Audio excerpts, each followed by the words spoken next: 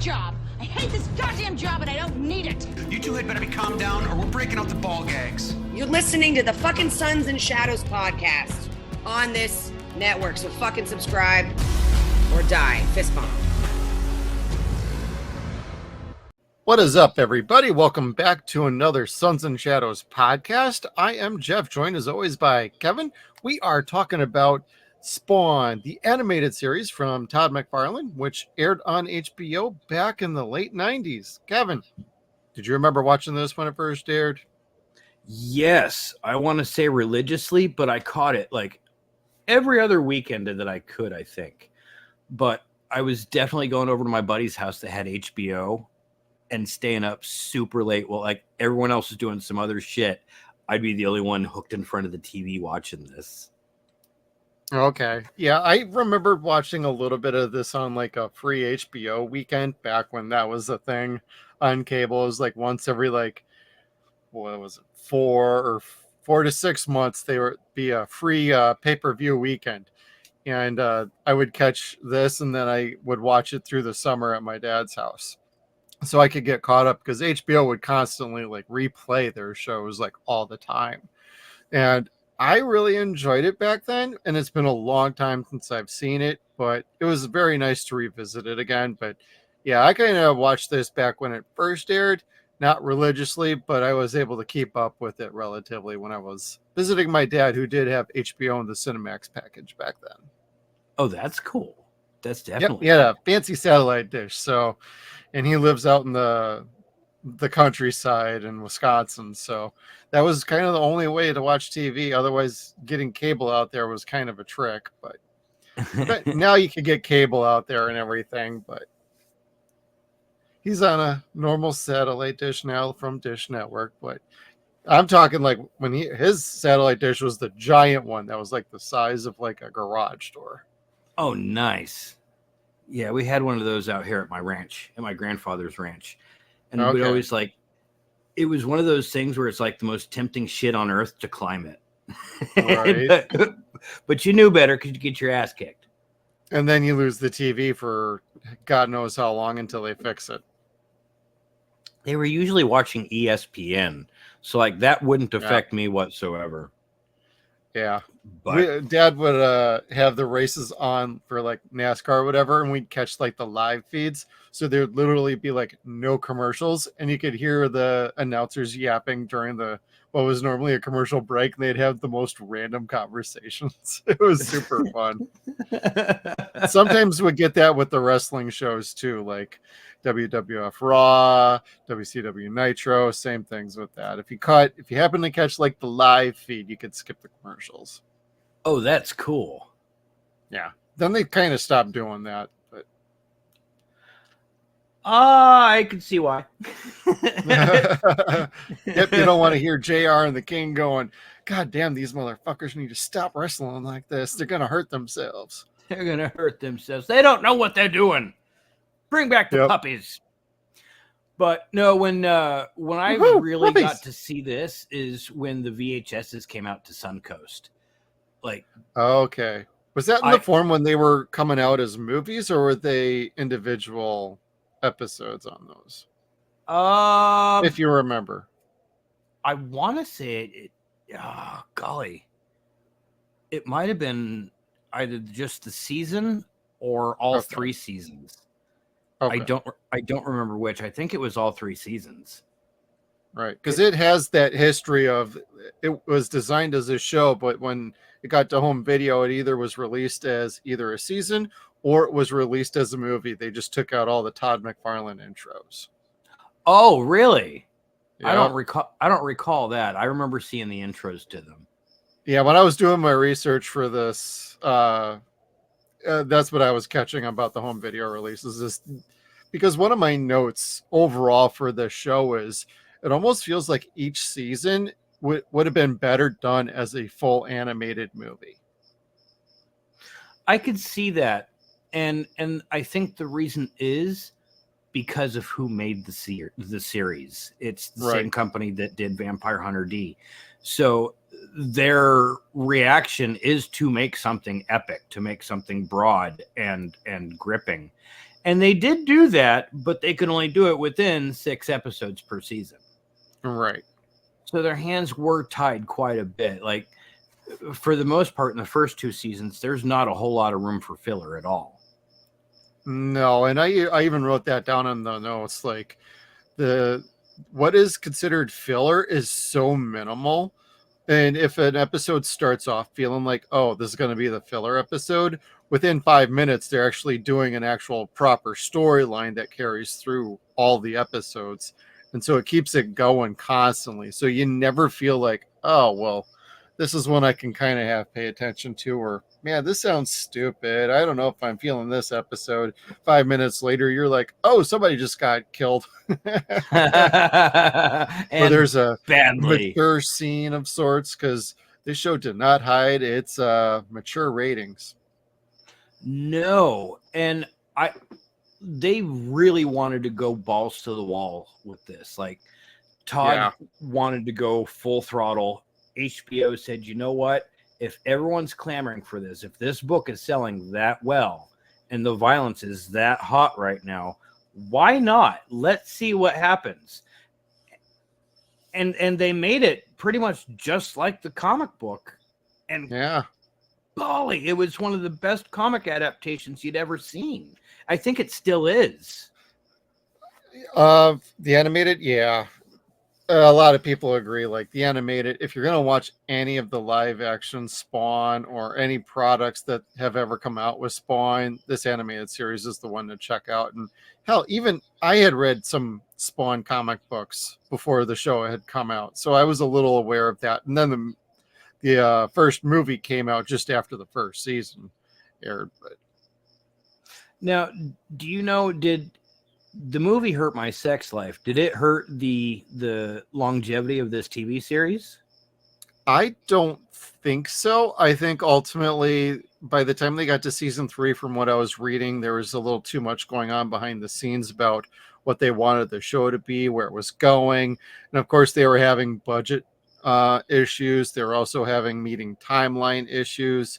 So it just seemed like it was too much of a storm of like too many problems that led to them just pulling the plug on it. And it sounded like Todd was kind of okay with it. They did have thoughts for like another season, which there's some information out there about that too, about where they wanted to go, what they wanted to do, because they do end on a cliffhanger at the end of season 3. But overall, unfortunately, it was a recipe for disaster when it came to season 3. Some of the writers had left, and like the timelines, the budget issues, just they weren't meeting timelines. So unfortunately, it just kind of came to a screeching halt at that point.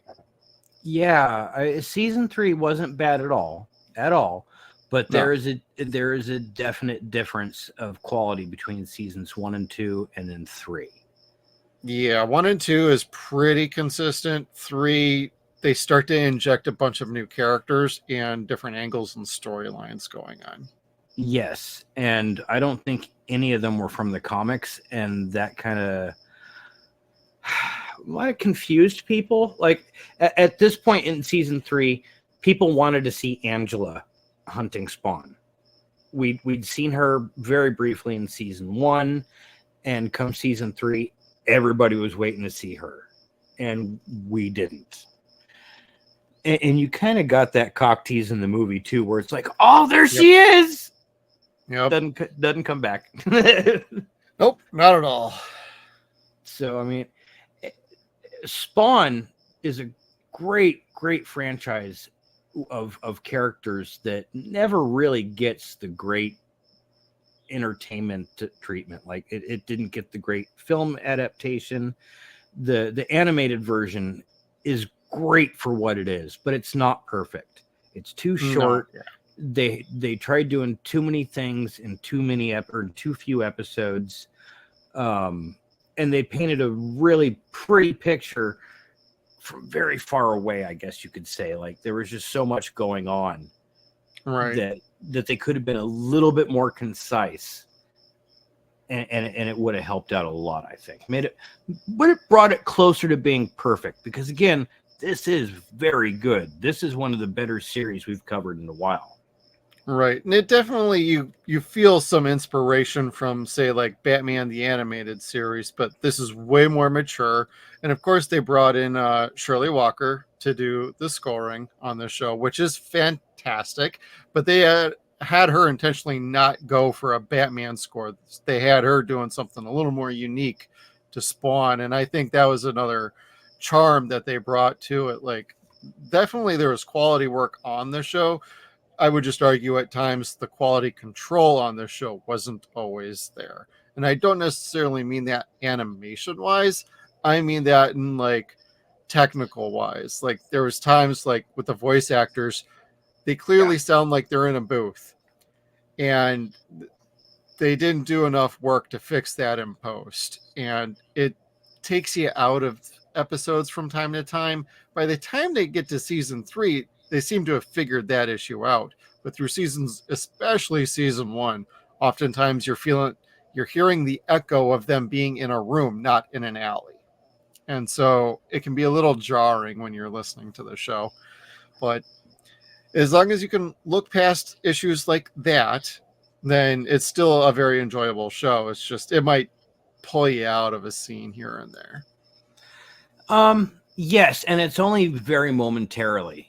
And for me personally, and I know people are going to get mad when I say it, it's Keith David's lines. It's almost like when they were doing a read back with him, they didn't have the other actors reading prior to that. Like maybe he was the first one to read all the lines, and they had only so much time. Cut, that's great, perfect, print it, whatever. But there was so many times where he puts out a line and it sounds fine, but the response doesn't sound proper. Like the tone isn't right. I almost wonder if they were recording the voice actors separately and not exactly together. Yes. And that's very obvious that they were doing that. Yeah. Batman the Animated Series was so great because it was one of the few shows that actually did do one of the what's it called, a symphonic read.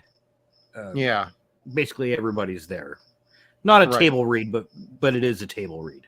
Yeah, everybody's at their stands. They're isolated in their own little spots, but they can see each other, they can interact with each other.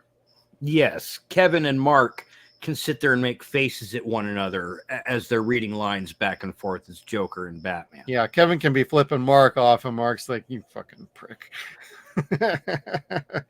Exactly.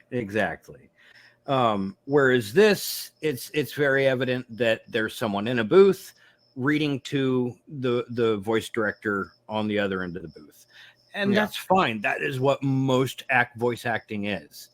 Right, it is. But golly, at some point, the director should have said, we need to alter one of the actors' lines or go with a different take here and try to make this conversation match, because it didn't. Yeah, it was very jarring from time to time with that. I mean, you get used to it. And so if it kept through like the season 2 and 3, it got less noticeable maybe because I was just getting used to it, because this show is very binge worthy. And so I was able to get through a bunch of episodes like real quick. And it's also very short. There's only 18 episodes, 6 episodes for each season. So you can pretty well get through this show in a pretty quick order if you're really feeling like you want to watch some Spawn animated series. Yeah. And I forgot that they added things that you couldn't get from the comic book. Sounds, Foley sounds specifically, that came from Spawn. Not so much that Keith David was making at all, but there would be like hissing sounds that the chains and the cape was making when it would go to protect itself from evil. And it was just so interesting and so unique. And then you brought that and carried it back with you when you read the comic book next. And it just made it so much cooler. You don't get that from anything with Marvel. I've never gotten that from a Marvel product at all. Yeah, me neither. Like, you can get some of that with DC works, but this is This was definitely high production value with this show, even with the other issues it had. Yes. Yeah, actually, I would agree with you. DC has instances of entertainment that you could definitely carry over in your head when you read the comic book, like reading Batman in Mark Hamill's voice or Kevin Conroy's voice. You read Spawn, not so much in Michael J. White's voice. I mean, I'm sure many people do, but you definitely hear it in Keith David's voice. Absolutely. Like, you just do from this point on, because he's so powerful as Al. Like, there is no wavering in his voice. It's awesome. Yeah, I was going to ask you, what did you think of Keith David as the voice of Spawn? I personally thought at first, that's an interesting choice. I love Keith David. He's a fantastic actor. But him as Spawn, but after like basically one episode, I was totally on board, and I felt like he nailed it. I just wish like we were just talking about a little while ago, like he had better reactions, better line delivery, different inflections. I kind of feel like the voice director could have worked with him a little bit more to make things match up a little bit better, or if they could have done some extra work in post to kind of make things smooth out. But overall, I think he was fantastic as Spawn and Al. I agree. Again, people, please don't get upset at me. It sounded like he was a little bit older. Like vocally, he sounded a little bit older, if not wiser, than the rest of the cast. And again, that's probably... Except for Cogliostro. That's true. That's true. But again, that was one of the only two people that I thought he really had great chemistry reading with. I agree.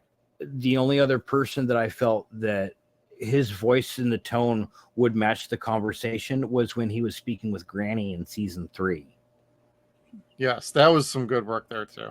Like where she's telling him, God has a plan for you. The Bible says this, blah, blah, blah. Without trying to break her belief system because he loves her too much. Hal tells her, the good book's not what it says, or the afterlife's not what the good book says it is, Granny. And he says it just very like timidly. So not what his lines have been like for the previous 3 seasons. And it worked out really well, better than what he'd been doing previously, I think. Yeah, the only times I would say his chemistry didn't feel like it was there was like him and Wanda. I wasn't feeling their work together in this show. But I wouldn't put that on Keith. I put that more on who they cast as Wanda. Yeah. I think I had the same note down, and I think that my complaint was we never really got a great Wanda, or that Wanda was never really fleshed out as a great character in general. Right, and that would be Dominique Jennings. And I think she's fine by herself. I just think in the context of this show as Wanda, it didn't work. It didn't play well together. So whenever we're trying to feel sorry for Al about her life and what's going on with her and their relationship together, it wasn't there. So you couldn't really get fully attached to her. No, but especially in season 3 when unfortunately she gets impregnated and which is a very very creepy episode. They get into a kind of a heavy topic, and then it's never brought up again, largely because they didn't get to a season 4. But you know, she talks about like, hey, I'm pregnant, but I'm not feeling this baby. I'm thinking about an abortion. And it's like, whoa. What's going on here? You're now injecting that into the show. And it's like, damn. So it's hard to feel sorry for her at that point. I mean, I know that sounds like really bad, but like when the actress for 3 seasons has not been delivering the kind of character she should, it doesn't carry the same gravitas in that particular moment. So there's no real weight or heaviness to it. It's just yeah, I ain't feeling it. It's like, oh God, woman, you're annoying. So the response should have been, okay, if you're not feeling it, goodbye. Goodbye. Just you can't. Yeah, you just can't feel sorry for her. No, and she just wasn't a good Wanda. So, Wanda wasn't a good Wanda, but I never liked Wanda in the comics in general. Like, I got that feeling from a lot of people. Like, she's just not a character people got into, largely because she ditches Al the second he's dead for his best friend. kind of, yes, and they keep pointing out it's been 5 years. 5 years. They Like, keep beating that over your head throughout this whole show. I don't even I mean, I didn't read all the comic books, but I read enough to know the story, and it's like, I don't even remember that in the fucking comic books. They don't even bring that up, but like maybe once every 15 comic issues. Like, Jesus Christ. Oh gosh. I mean, I know he fucking loved her, but like, Yes, but then they've got him kissing Jade at the end of the 3rd season, and you're just kind of like, wait. Now that had better chemistry. I actually like Jade. Jade was cool, especially when I figured out who she was. I was like, wait, Yeah. I don't remember Lisa being an angel in the comic book, but okay, that's cool. Yeah. Wait a second, that's fucking Mulan. Hell yeah. Let's go. She slaughtered Genghis Khan and removed his mask. She removed his head while fucking him, and then still kept fucking him like a praying mantis, and you're just kind of like, go on, girl. Like we said, this is an M-rated TVMA. There's plenty of boobs, guts, and swearing. There's everything in this show, including smoking weed. Smoking crack too. There's crack, Opiate opium. den. Yep. Yeah, the dragon den was kind of interesting. Wanda beating the shit out of the chick, giving Terry the opium pipe is pretty awesome. Yeah, I'll give you that too.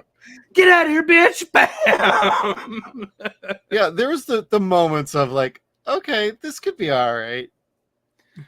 But at that point in season 3, Terry was just kind of blah for me. I didn't care. Like, Spawn could have killed Terry at that point, and I wouldn't have cared. Terry's only in like 2 fucking episodes in season 3. I'm like, are they trying to get rid of his character?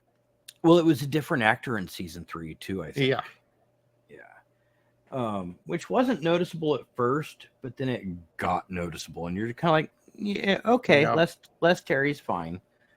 And then I'm not certain. It might be episode 102, where Ronnie Cox is the senator, but it doesn't sound anything like Ronnie Cox. Like, No, yeah. He also plays the his kid, Billy.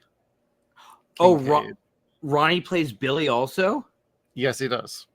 Oh, creepy. Yeah, there's moments you can maybe hear Ronnie Cox, but for the most part, he delivers like in spades. So you don't even pick it up. You just see the name in the credits, and you're like, "Wait a minute, Ronnie Cox isn't that the old man from RoboCop?" I mean, that's Dan O'Hurley. I'm talking Dick Jones. But. Yeah. But golly, wow, that was cool. I had no idea. Because, I mean, Billy is like one of the creepiest anime characters or comic book characters ever. He's just very, very sick and gross. Yep. A lot of characters in the Spawnverse are very sick and gross. Yeah, and they're not always good. They're not always evil. They're just, that's what they are. Gross. Especially the clown / Violator. The Violator. We got plenty of clown, and it was good stuff. Like, saw the Violator in one episode? Yeah, a handful of times. Well, he beat Spawn's ass once. Yep. Just to let him know, who he's fucking with. Right. But then after that, no, you don't see him again, but maybe once, and that's him saying, "Oh, you made a deal." Blah. Okay. With your master and my master too. Like, the Violator was so badass in the comic books that like he was instantly Image's Magneto or Joker. Right. And they didn't do him justice in the animated series. They didn't do him justice in the movie, and that has just always been really too bad. Right. Because he's savage and gross and amazing. Yeah, this is the only time I felt like you are toning him down a little bit. Yeah, like let's see him punching hearts out and eating them and stuff like he does in the books. He's amazing. He's terrifying. But no, he's just gonna be a gross pervert who can't keep his own hand out of his own pants when he's talking to people.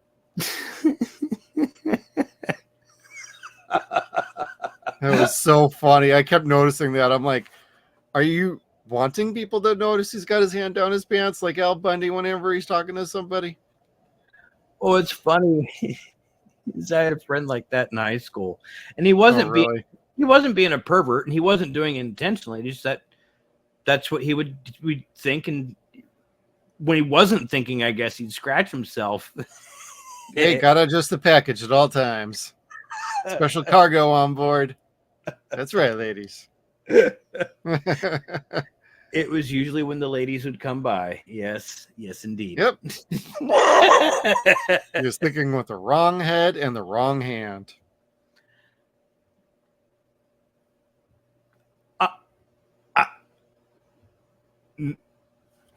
Next topic. Yes. That's funny. So there was a lot that they brought from the first few episodes or the first few issues of Spawn. You got to see Chapel, who is the guy that Rob Liefeld created that killed Spawn in the comics, that they couldn't put in the movie. So it was really cool to see Chapel. And I like Chapel. That was a good look and good villain. I just wish he had more power or something. Yeah, he didn't really have any power. He's just a bad soldier. And if I remember correctly, and someone please chime in if I'm wrong, when Spawn fucks him up and fucks up his mind, he also burns that skull makeup into his face, so it never comes off again. And I don't remember that. Yeah, like the demon teeth that he has on top, those remain. Yeah. And I always thought that was cool because really, fuck Chapel. Like, he was cool in Youngblood. He looked cool with the rest of the team. But once you realize what he did to Al Simmons, you're just like, oh, no, F that guy. Yep. Screw that mess. We were never friends. I was always waiting for the order to kill you. Yeah, man, that was fucked up. There's a lot of fucked up storylines handed out in this show. And in the comics. The comics were savage, so savage. Well, that's why they became so freaking popular. Like, they were notoriously no handcuffs. Yeah, and none of them made any sense for the most part. Like, Spawn's plot is so paper thin and should have only lasted like 12 episodes or 12 issues. I know, right? But it's been going on for over 300 issues now, and it's like, it's got a legacy. Yeah, and good for them. Like, I like Spawn. I loved Spawn as a kid. Well drawn. I always felt it was very well drawn. Todd was clearly a very good artist at a time. I don't think he does much of that these days, so he doesn't really get too much into that. He's more interested in like business stuff. And that's fine. See, the thing is in the 90s, someone told the creators of Image comic books that they were rock stars. And he took that to heart. Todd and Rob Liefeld took that to heart like a motherfucker, and they ran with that ball and never stopped. Like, just want to ask you real quick, Rob Liefeld, why do I know that name? Did he do other stuff outside of Spawn? Believe me, I'm not the comic guy. I don't know, but I feel like I've heard his name tied in with something else. Deadpool. Bingo, thank you. He created Deadpool. And sorry for interrupting. I wanted to double check real quick with you on that. If you notice, Deadpool looks a little familiar too. Just gonna throw that out there. They all kind of look like Spider-Man. So for our audio listeners, we got a little video background going on, well, because this is eventually going to be uploaded to YouTube in a video format. So yeah, and the background looks just fucking awesome. This is the background from, I'm going the wrong way, from Spawn #1. And yeah, it probably still sells. It looked familiar to me. Yeah, it still sells for like $15 an issue. Yeah. Because they printed more issues of these than they did samples of Tide in the mail. And Okay. like, everybody's got one, but it's a beautiful book. And during this time in the 90s, the way the red coloring worked, if you put on fractal glasses or rainbow glasses, it makes that red pop out 3D off of the old Image comic books. So if you have like the first couple hundred Spawn, or first 50 to 100 issues, take a look at that, because like the blood flies out everywhere and it's super cool. Yeah, I remember the art just being like so phenomenal, and I'm like, wow, this is pretty rad. As opposed to like other comics I was checking out at the time. I think I was reading a little Ghost Rider, Batman, and a little sampling into like Punisher. There was something else, but I always felt like Spawn just kind of like popped. And of course, like I didn't think the story was all that awesome, but I was thoroughly entertained. And my buddy Oscar would just let me read like whatever I wanted. And then my mom would see what I was reading and she'd be like, this is disgusting. I don't know if I want you reading this. I'm like, well, it's either that or I'm playing video games. Okay, you can read. You're reading, so you're reading. So have at it. Hey, this was kind of a gateway for people, you know? I don't read books, but I read comic books. I would hear that growing up, and I've heard it throughout the years. Like, hey, you're reading something. It's engaging your mind, and you're imagining this as you're reading it, but you get a more of a visual cue with it. And the stories at times are very good in Spawn. It's just sometimes they're very paper thin. It was a little inconsistent, I always thought. Yes. And well, okay, the stories are great. The plot sucks. It's yeah.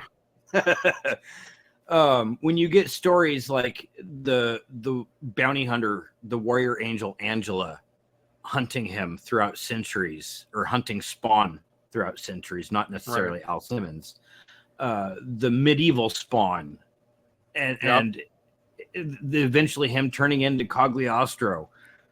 It was so cool. The anti-Spawn, which was a hell spawn from Heaven Sent, really cool looking son of a bitch. Cygor, Overkill, Chapel, so many villains. Yeah. And then the granddaddy of them all, the Violator, and his 4 crazy ass brothers. No shit. I was wondering if they were ever going to get to that in this show, but I couldn't find any info about that. About the other 4? Yeah. I don't know. That would have been something, though. The show would have had to have continued at least for another couple of seasons to get there. Yeah. Because that's a big story. I remember that. Mm-hmm. And they didn't show Malbolgia in this series, which you're kind of like, well, that's interesting. No, yeah, that's true. I'm trying to remember. I don't think, which is fine. They talked about him enough. They did, and the clown gives enough exposition that you didn't need to see him telling Spawn what the deal is or making the deal. And Malbolgia looked so horrible in the movies that you didn't need to see him in the animated series, even if he looked just as good in the movie. Right. Because that was caca. I mean, the aloe vera ears was just really bad. Yeah, that's true. Anyway. Taking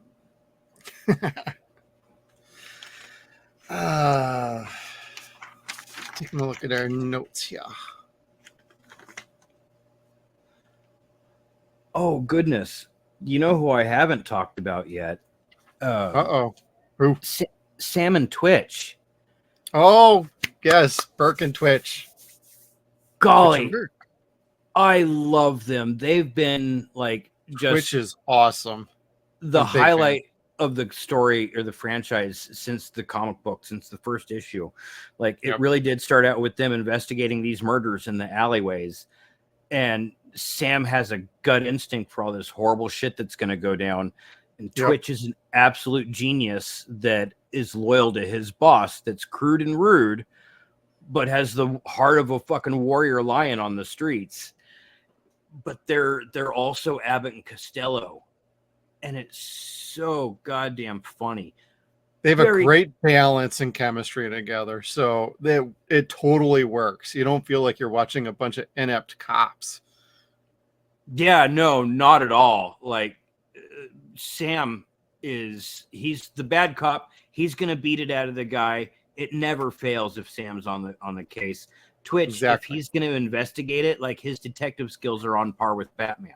He figures out who Al Simmons is. Right. Even with Amnesia, he figures out who tried to kill him. Like he's just a great survived detective. a gunshot to the head.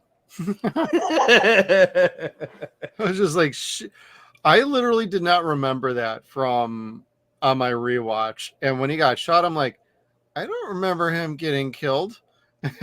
And easily in the next episode, you find out he's still kind of kicking. Yeah, I think I had it written down like Spawn's going to save him. No, I guess not. Well, that's something I was catching in this that I didn't quite remember either from because it's been years since I watched it. I actually pulled out my old DVDs that I had bought. Never actually watched them, so I was actually able to enjoy the DVDs. But watching it around, I'm like, boy, Spawn just likes to sit there and let shit happen.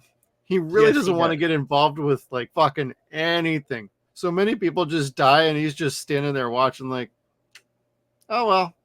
And he just kind of walks away half the time. The other half the time, somehow he gets pulled in by something that's just pulling at him, like a particular person or a character or a situation that if it's something that actually relates to him, he might get involved. If it doesn't, fuck him, kill him. Don't care. Yeah, that boy needed your help. He didn't ask for my help. He's mute. Exactly. Well, the first time I saw that on my rewatch, I'm like, okay, I didn't remember that. That was pretty good. So it's like he's a bad dude. Yeah, like Spawn really kind of helped usher in or helped ride out that anti-hero trend in the 90s. Between Wolverine, Spawn, Deadpool, Punisher, Ash Williams, like the anti-hero was born and strong and doing very well. Much more 90s. Interesting than, say, Spider-Man was at the time, who was having his clone saga, which sucked balls and made people was that stop when reading. That was? Oh my god. Yeah, this is around. Because I remember reading a couple of those, being like, "Man, this is stupid." I was not a fan. Like, I like the design work of the spider or the Scarlet Spider. Yeah, I remember that. Yeah, because it's like the easiest shit on earth to cosplay, I guess. I don't know. That's a very good point. But like the whole Ben Reilly story when I was a kid, like, no, I would have much rather. I was reading Wolverine, reading X-Men, reading this. Very big into Punisher at the time. Yep. So much darker shit. Again, I was that persnickety kid that loved horror. I liked the violence, and this had it in spades. This had the monsters. I was talking about like the stuff I was reading, and I wasn't even into comic books, so that's a great point. Well, like my son, he likes to read. He reads books at school, and I've never heard of a single book that he's brought home. And I brought out the very first comic book that I bought that got me into reading comic books and collecting them consistently, and that was The Deadly Foes of Spider-Man #1.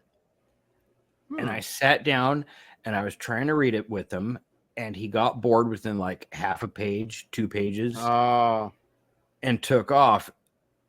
And it's like I cried a little bit on the inside, but I have to understand my son's not me. He's not.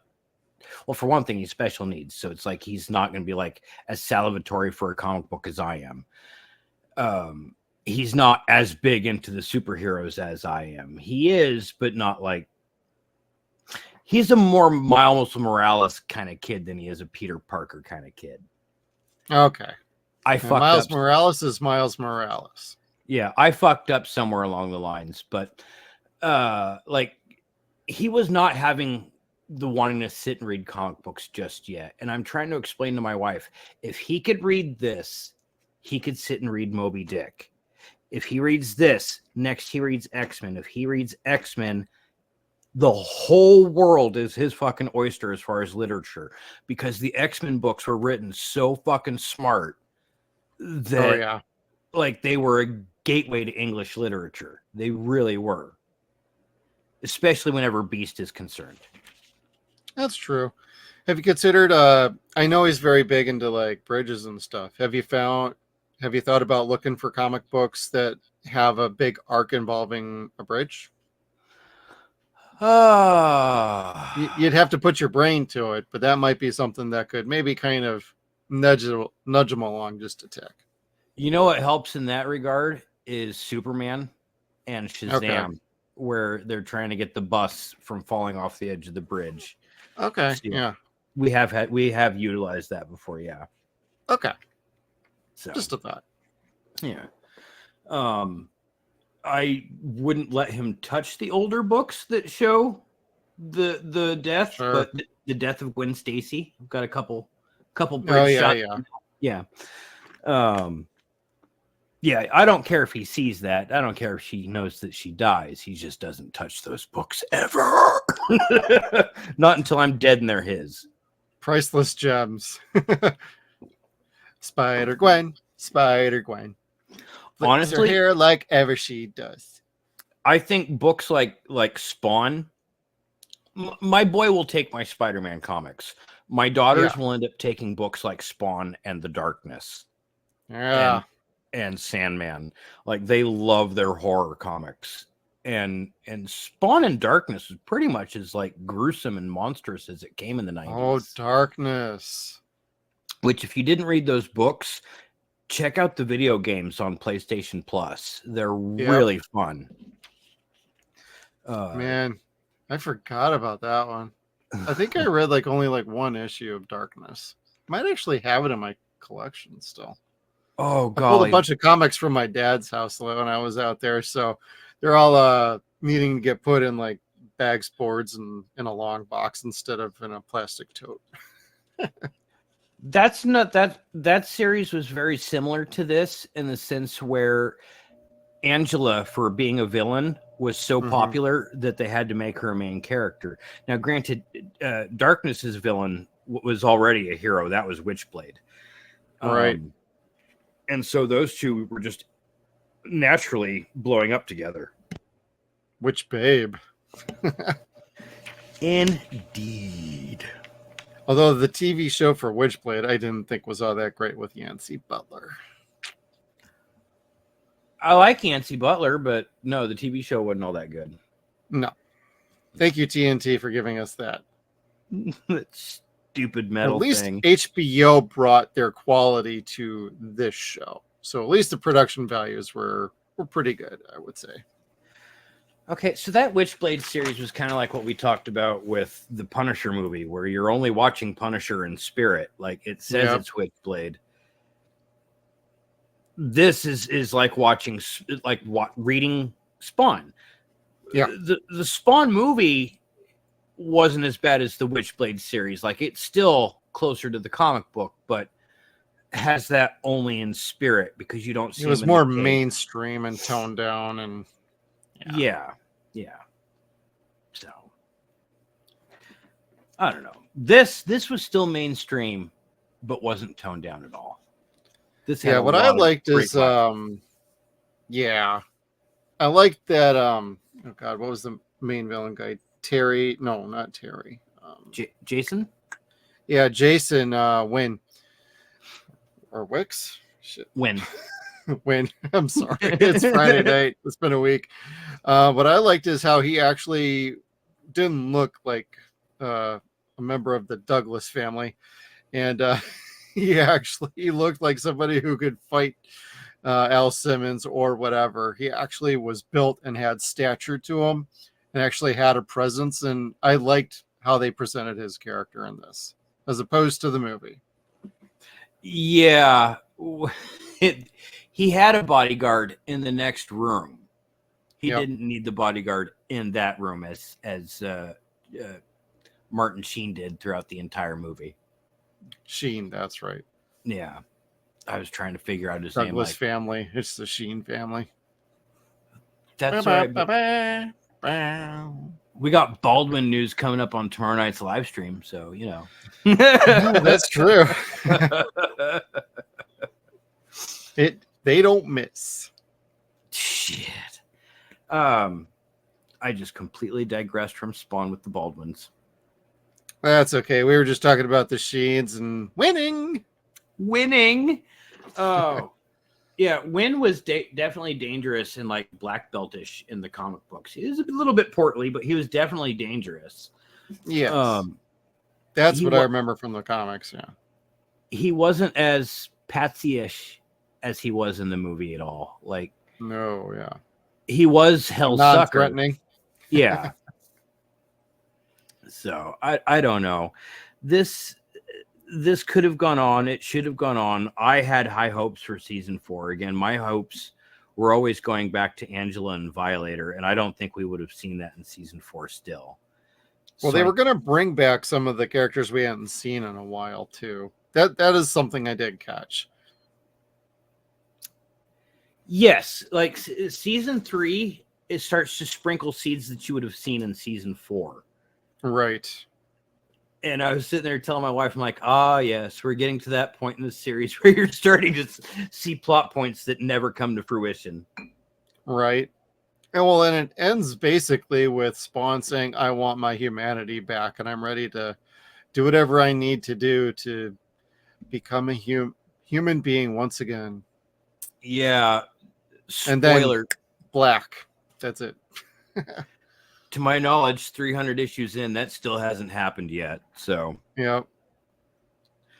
And Cogliostro was Merlin. Like, he had the books to change them. Like, oh yeah, say the magic words. Do this. I forgot about the Merlin connection too. So that was pretty fun to see that. I'm like, oh yeah, that's right. Yeah. Well, speaking of which, I like how you kind of finally get it to where from season 2 and 3, where Todd's doing his mansplaining at the beginning, and he's showing all the different artifacts, instead of it being him drawing a panel from Spawn, which was the same panel in every episode, over and over and over again. I was like, oh god, what are we doing here? But in the latter 2 seasons, you're supposed to be in Cogliostro's or Merlin's sanctum that has all the Spawn helmets and corpses. Whatever tied into that episode, yeah. Yeah, so whatever artifact was there. So, I mean, that was kind of neat in theory. I'm kind of a sucker for that sort of thing. Only because I grew up reading about the Warrens and their magical fucking museum of, like, cursed artifacts. So, like, it reminded me of Friday the 13th, the series with Curious Goods. Yeah. And it felt a little weird with this show, but at times I didn't mind his intros. At other times I'm like, shut up, Todd. Can we get to the show already, please? Fast forward. Don't you have Mark McGuire's ball to go chase? Go on now.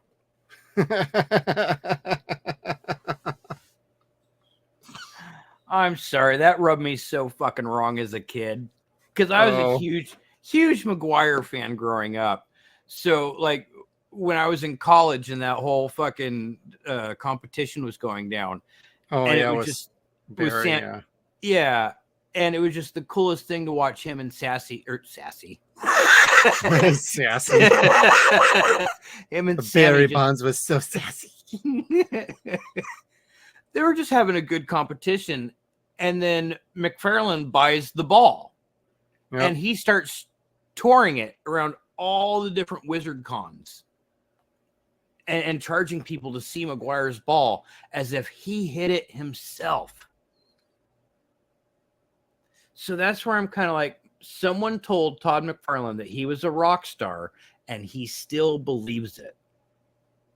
Like, he still believes Blumhouse is, like, working hand and foot to greenlight this fucking new Spawn movie for the last 13 years. Oh my god, don't get me started on that shit. Yeah. Seems like every year it's like, oh yeah, we're making progress. Nope, we're starting over. Yep, we're making progress. Nope, we're starting over.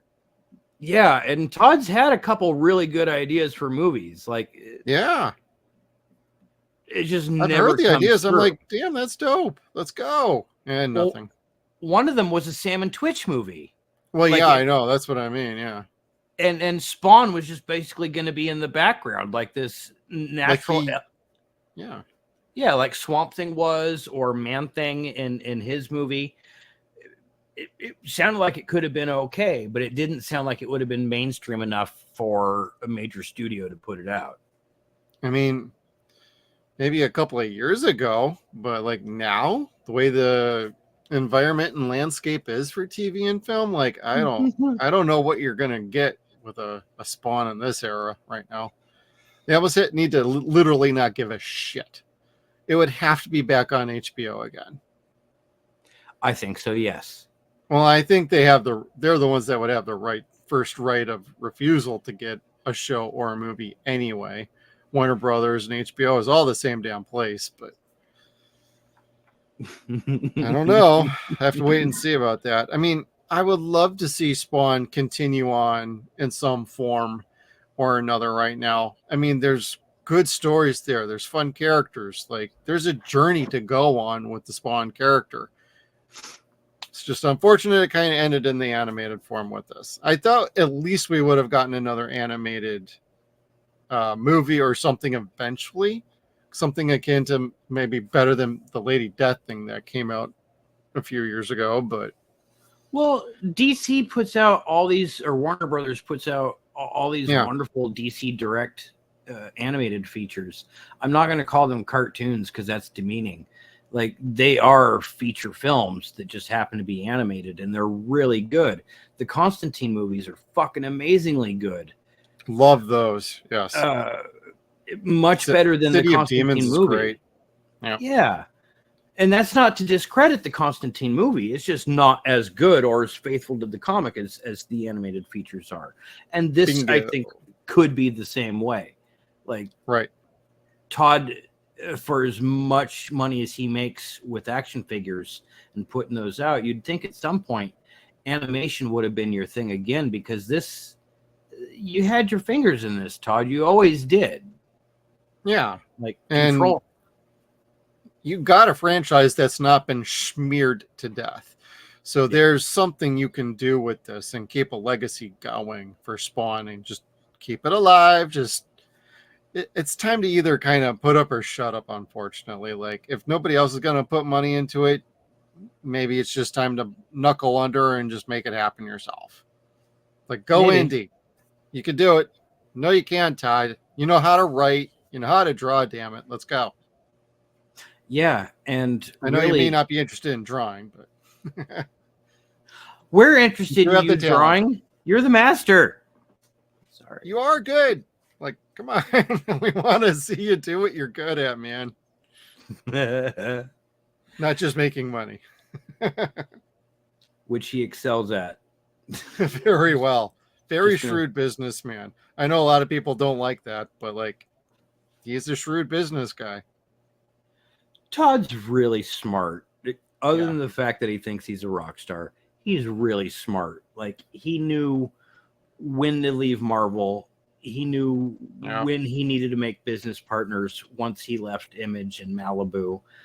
And he still does well with himself. Now, again, I don't know how smart he's being with Blumhouse, but again, where else is he going to go? A24. I know some people are going to twinge at that, but I don't know. I think a combination of Robert Eggers and Todd McFarlane's script doing a Spawn movie could be pretty interesting. Just saying. I would love to see it, just without the animated cape. Yeah, we don't need a CGI fest with the cape. It can just, when it needs to be that, you can do it practically.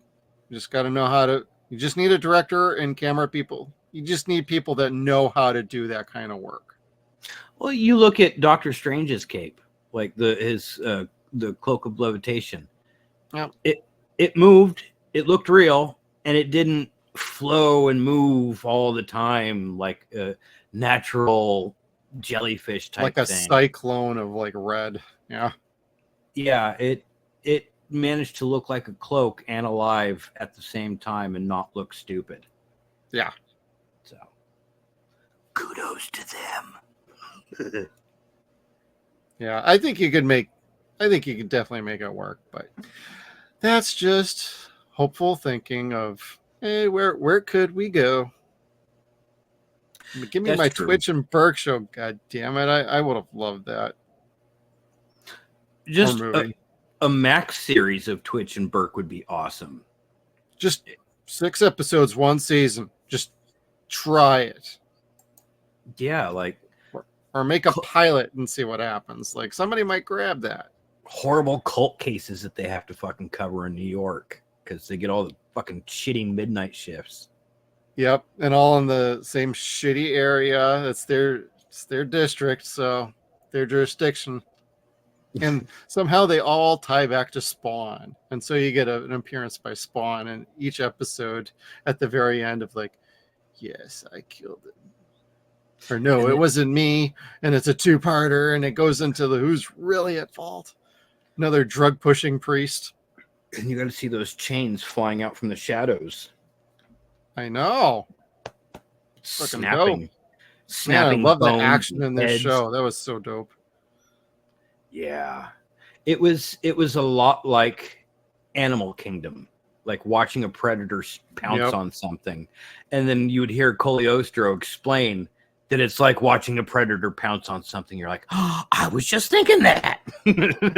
I love the narration. It totally gave you the impression of like reading a comic. So as I was watching these episodes, I'm like, this is a really nice touch with the narration from Cogliostro. Yes, yeah, and the delivery of it, Richard Dysart was just like, having so many people from The Thing was kind of a treat in general. I know, right? To have the doc who's already giving you information throughout this movie that we've watched so many damn times is now giving the exposition on this other horror franchise that I've loved for so many years prior to that as well. It's like, oh yeah, it was just so cool. So good. I had a really fun time watching this again. I did too, and it makes me sad that I haven't watched it in so many years. It's probably been a good right? 15 years since I've watched this. At least I know since I've been married. Yeah. At like least 17 for me, and only watching maybe a couple episodes back then, but otherwise entirely not for a very long time. Yeah, it's way too old for my kids. Yeah. It's right on par for my alley. Like there was no point where I was bored. I was never looking at my watch. Yeah, me neither. It's an extremely quick binge. You can get 1 season done in like 2 hours, 3 hours, maybe. If you skip over a bunch of stuff, including Todd's intros. Yes. It's not Sorry, as fun. Todd. Like sometimes I had to. I just wanted to get to the next episode as soon as possible. Shut up.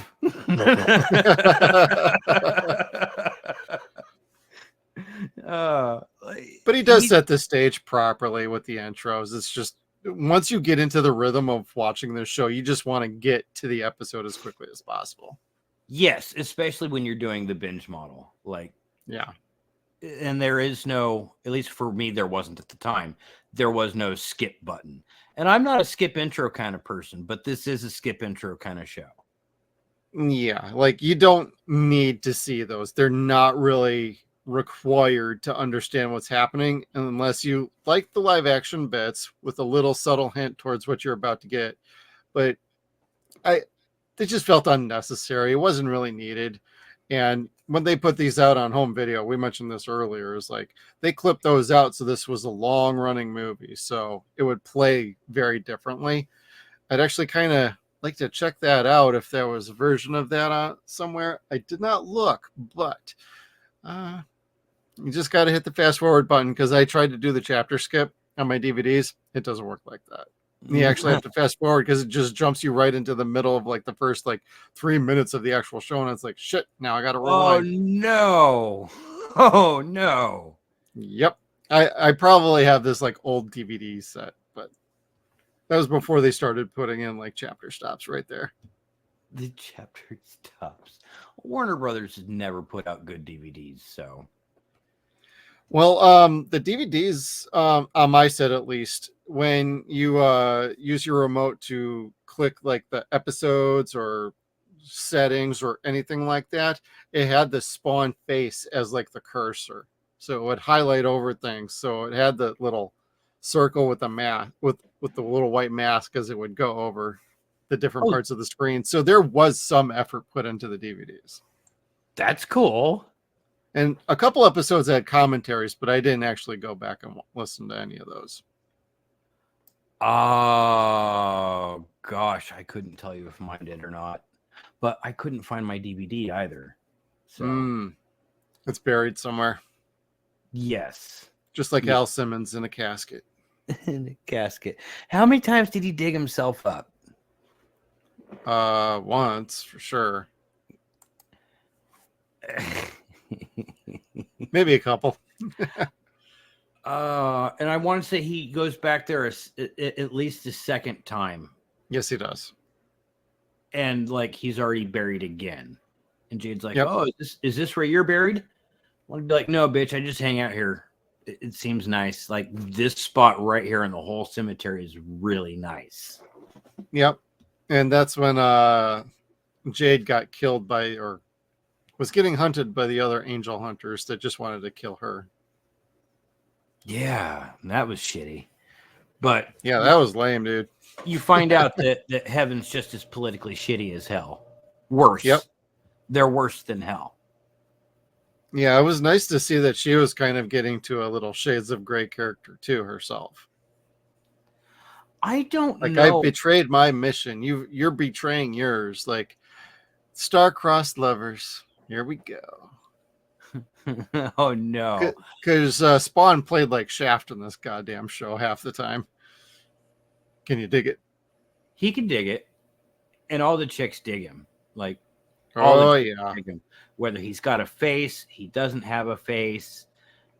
He mimics being somebody else entirely and sleeps with his ex-wife. Yep. Yeah, which some cultures call that deceit. Not a good thing. Yeah. Yep. Golly, he even knocked her up, even though he was dead. Al does not have a good pull-out game. He's a proficient I killer. literally have that written in my notes. Bad pull-out game, dude. Pull out! Pull out! The phone rang and it startled me. Surprised it even worked. Oh shit. But this series, there's plenty of room for Spawn to come back, I think. Like, yeah. This did not damage the franchise or property at all.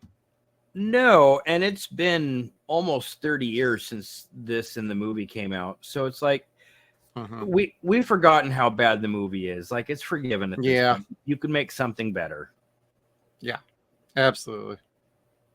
Now, real quick, was there ever a video game for Spawn? Or was he just a playable character in other games? There are 2 video games to Spawn. Okay. The second one I didn't play because the first one was so horrible. The first one was kind of a third-person type of game. It was the second third-person type of game after Tomb Raider came out, and he didn't have his cape until he fought somebody. But then when he fought somebody, it would snap to a fighting type of game. Okay. Where then you would it was like Mortal Kombat at that point. It wasn't looking over the shoulder. It was like a fighting game, like moving back and forth, left and right. It was a very shitty, weird game, and that was for the PS1. The second game was for the PS2, I believe. Maybe that's the one I was thinking of then, because I could have sworn there was a video game. Yeah, that one was probably better than the first. Yeah. Okay. So, but it was not as good as the fucking Evil Dead PS1 game. And that game Yeah, was no hard. kidding. Wait, do I have that up here?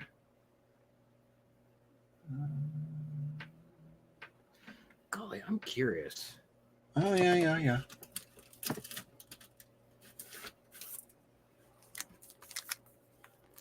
Hail to the king. Nice. Yeah. Great game. Okay. Let's see here. I'm gonna say, I thought I had that somewhere. Okay, so the Spawn the Eternal game, which was the PS1 game, you can get used for $29.99.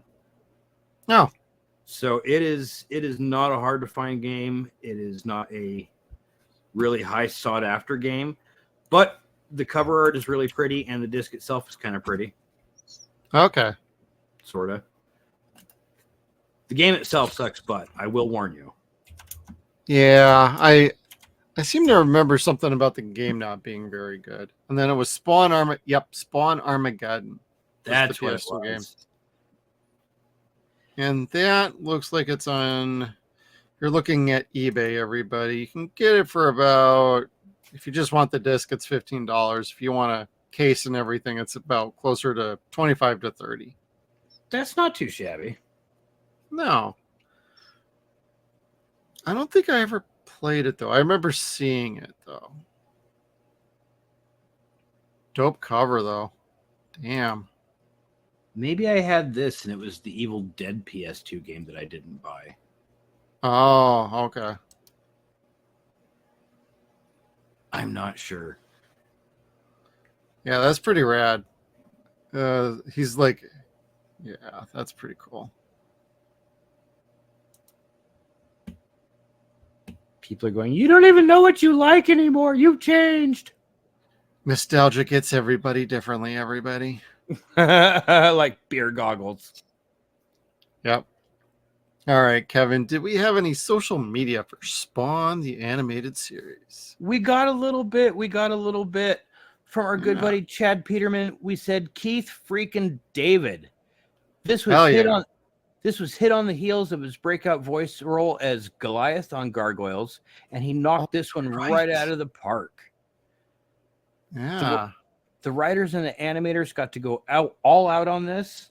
All the blood and violence that was called for by the dark subject matter, and all the TNA and more TNA than the 80s anime. Oh, yeah.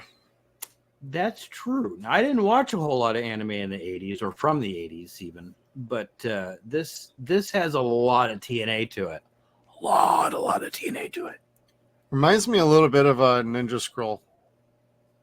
Was As there a far lot as of like the TNA aspects, but there's enough in Ninja Scroll. It didn't need a whole lot, so This doesn't necessarily need it. It just has it, and yeah.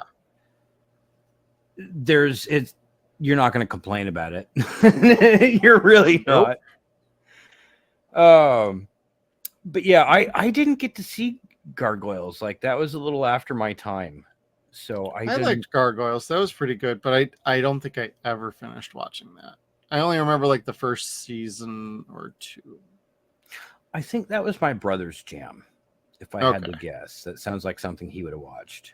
Had a lot of voice actors from Star Trek: The Next Generation in it. I'm going to guess that's a Michael Dorn sort of thing. Michael Dorn, Jonathan Frakes, Marina Sirtis, and LeVar Burton. I think there was one other person who voiced in Gargoyles. Huh. Yep. I don't think Patrick Stewart did, but Jonathan Frakes basically looked like his character from The Next Generation, complete with beard. Oh, that's funny.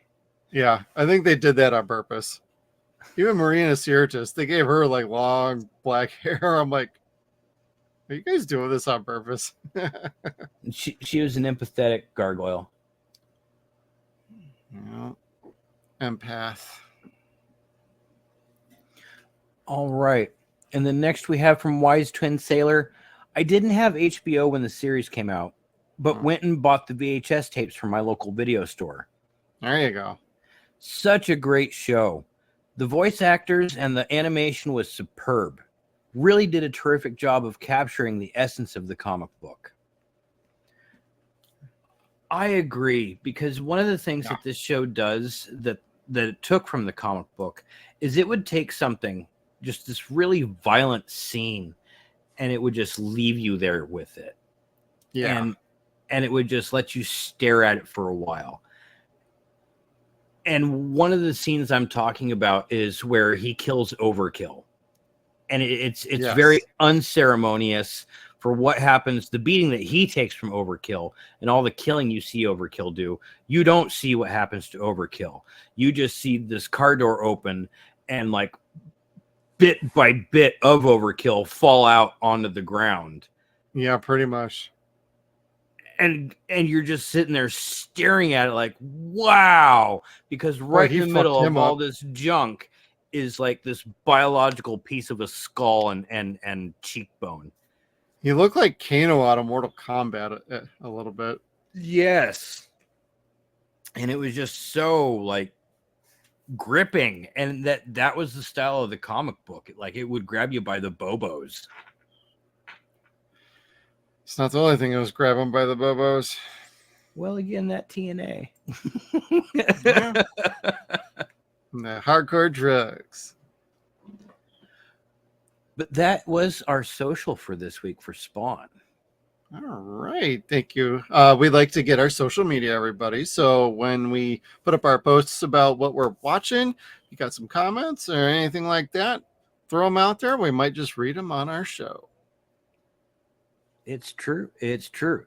It makes the show better because we get opinions that are yours and not ours, which makes them, well, like I said, better. Yeah. And if we don't agree, we'll at least try and respond to them accordingly. And Kevin, you got any final thoughts before we say goodbye to everybody? I don't, other than I really appreciate this show. It reminds me of a really bright spot in my childhood for something that I don't really care for anymore. And I'm glad that it, for as much as I don't like this franchise anymore, I still liked this series just as much. Like, it's still a sweet spot.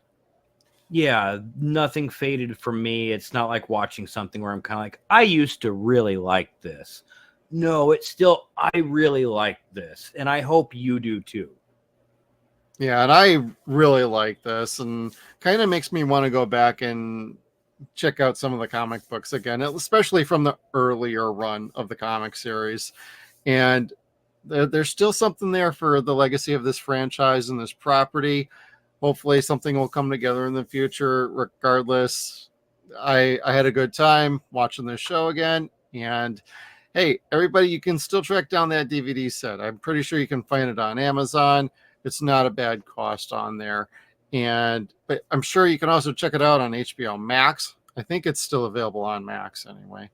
But this is not a hard one to find, and I think everybody would enjoy watching it. So I want to say thank you to everybody for tuning in. We'll see you all on the next one. Make sure you check us out on all of our social media platforms. We got Facebook, Twitter. We are at Suns and Shadows. We're also on Instagram at Suns and Shadows Cast. We are at SunsAndShadows.com. Thank you again, everybody, and we'll see you down the road.